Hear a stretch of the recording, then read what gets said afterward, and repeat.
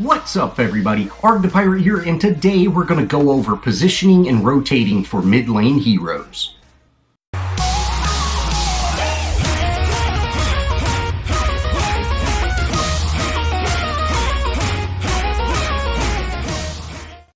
Alright, first let's go over the kind of mid lane heroes. Now I have Howie, Gideon, and Gadget. They're more of zoning heroes. They can zone people either out of a zone or make danger zones to keep people to try to, do a lot of damage if people are staying in that zone. Now all three of them have special abilities as well. Howie has more CC than the other two, while Gadget is a very burst hero and she's capable of doing tons of damage as well as slowing a group of enemies. Gideon is more of a let's group everybody together and do tons of damage to them. Now all three of them take a little bit of playing to really utilize their kits well. Morgesh is more of an assassin mid lane. She doesn't have a whole lot of wave clear, and out of the 4 or 5 mid lane heroes that are more traditional, she's probably got the least amount of wave clear.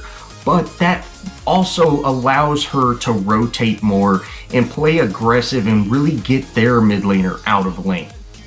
Lastly, Countess. She is my favorite hero, and especially in that mid lane position, she does very well. And she's capable of pushing lanes faster than any other hero in that early game with her Shadow Slip. Now this also frees her up to rotate and really help out off lane or even go and gank safe lane if she needs to.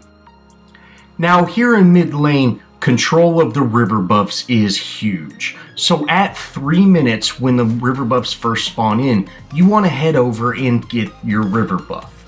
Now you do not want to run back through the river unless you have good vision on where the enemies are, because this puts you in a choke point and you really want to avoid those because you are a fairly squishy hero.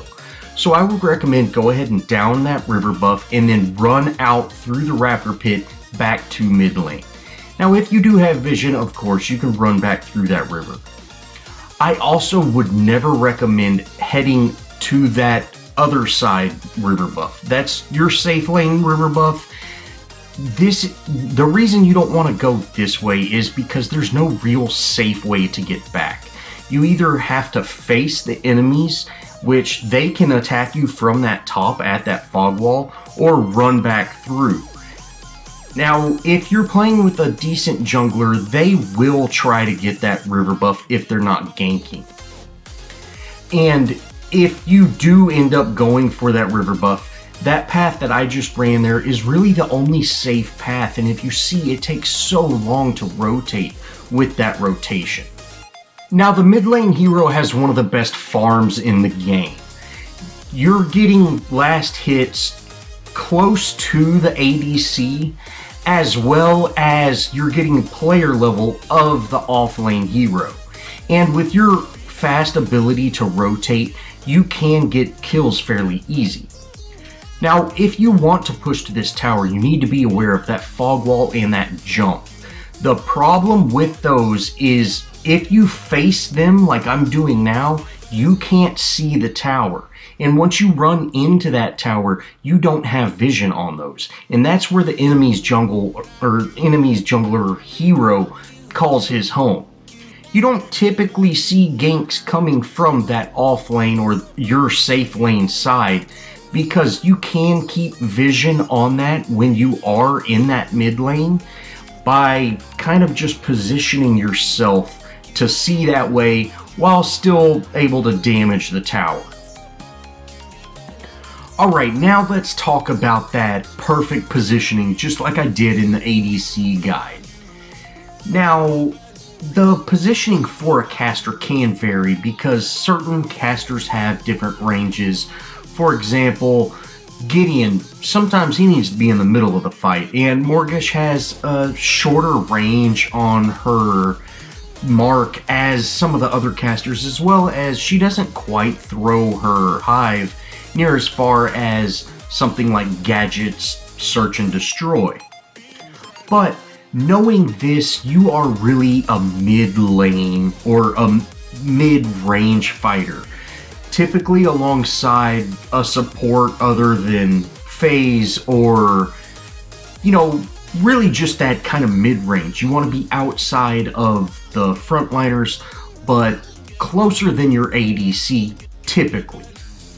Now here I go ahead and pop the two casters that I'm, you know, using in this example and then there's the ADC.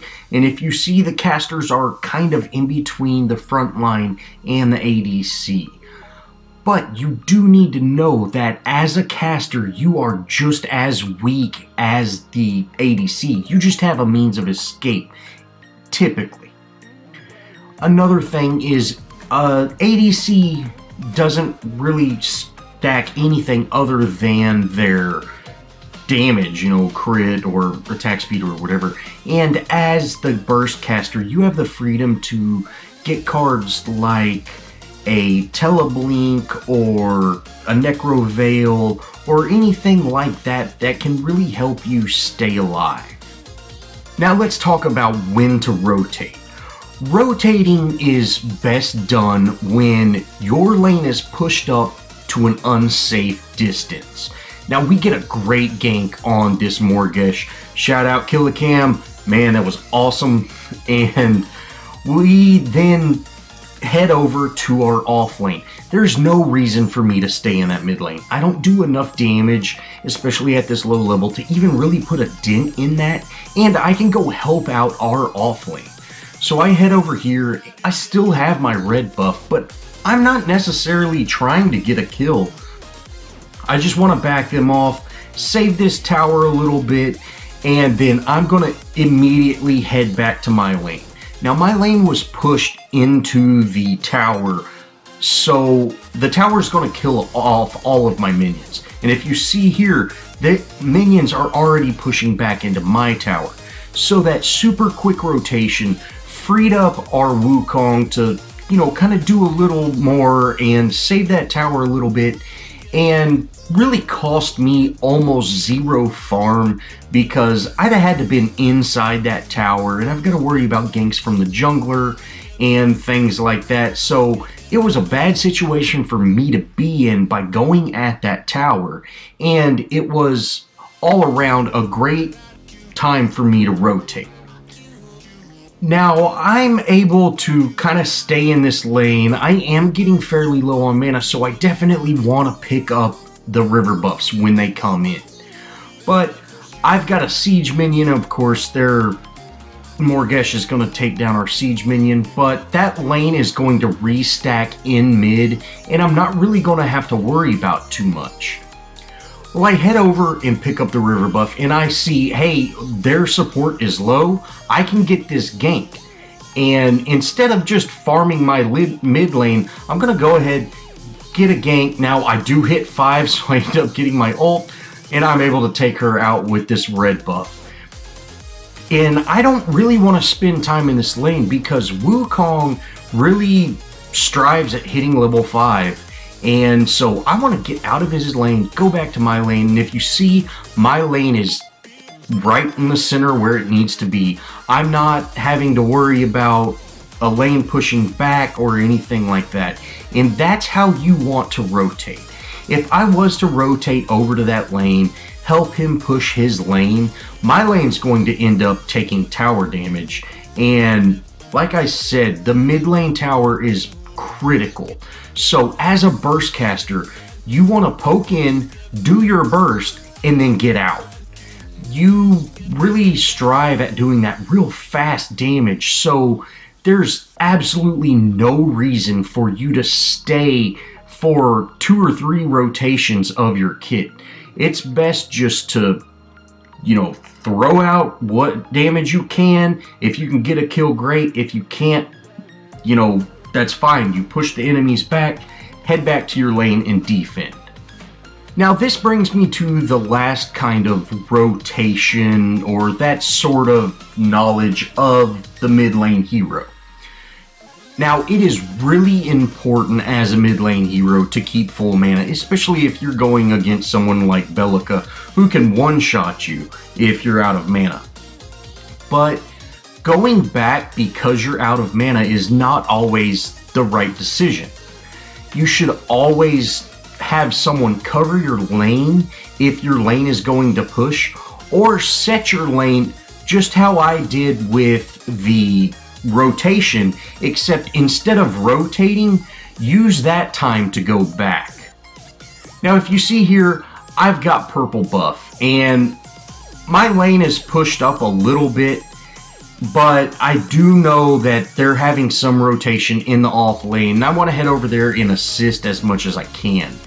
Now, I end up going after Twin Blast. I don't really care about the other team or the other members. I'd rather take out Twin Blast over Morgesh or a Bellica because, you know, he's their carry. So I'm going to go ahead and focus him. Now, I'm out of mana because that drone just zapped me, and I got my kill. It's time to get out. I don't need to help with that lane anymore. If Wukong can't handle it, that's fine. He needs to get out as well. It's not my job to hold that lane. My job is mid lane. And if you see, it did take a little damage due to that rotation, but it's still very healthy, and I'm going to continue pushing this lane and making these rotations until I can get some rotation to mid lane so we can down this tower. Now the last couple of little bits of info I want to talk about is when not to rotate and focusing targets. Now I come over and pick up the purple buff. The purple buff is the best gank buff you can possibly get, but although I might have been able to make a play with this, my tower's taking damage. Now, it is absolutely crazy to go for a gank when a tower is taking damage, especially if it's your tower. So I'm going to go ahead and clean up that tower, but our team is engaging, so I'm going to leave that. That'll be okay for a little bit, and I'm going to head over here and try to wrap up a kill. Now, the big thing about focusing targets is, as a burst caster, and really any hero, you want to focus the lowest health hero down, unless it's, you know, a tank and it's designed to take a ton of damage.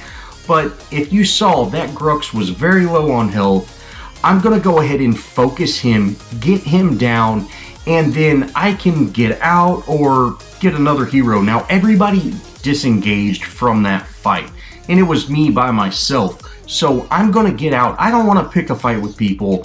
I wanted to get a kill and get out. And that's really how you want to play, you know, this assassin type hero. Although not all casters have this sort of ability to get in and get out like Morgesh. You know, Gideon or Gadget can't really get in and get out exactly like I did.